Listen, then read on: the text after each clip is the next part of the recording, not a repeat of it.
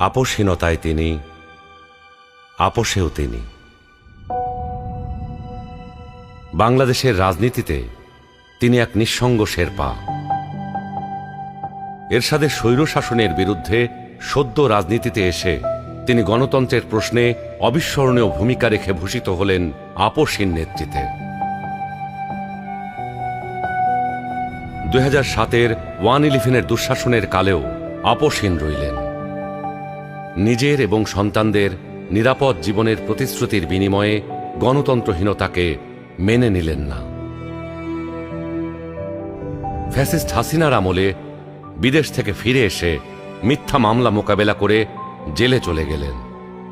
তবুও আধিপত্যবাদী রাজনীতির সাথে আপোষ করলেন না, হয়ে উঠলেন ফ্যাসিস্ট শাসন বিরোধী লড়াইয়ের অনন্ত প্রেরণা। তবে কি তিনি কখনোই আপোষ করেননি? অবশ্যই করেছেন।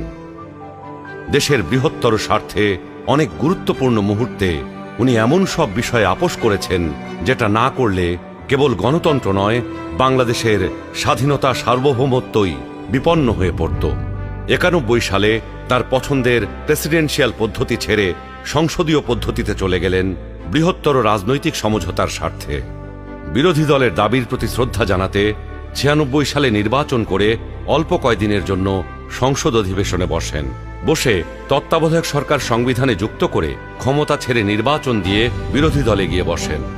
2008-এ একপেশে এবং অসমান নির্বাচনী ক্ষেত্রের কারণে পরাজয় নিশ্চিত জেনেও নির্বাচনে অংশ নেন গণতান্ত্রিক ধারাবাহিকতা রক্ষার জন্য।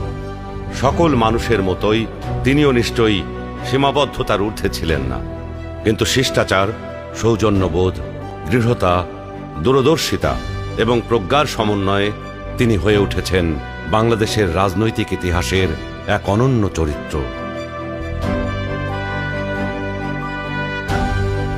তিনি বেগম খালেদা জিয়া।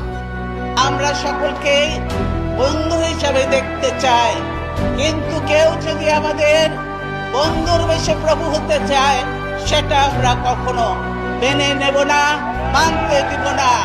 কারো প্রভুত্ব বাংলাদেশের জনগণ স্বীকার করবে না।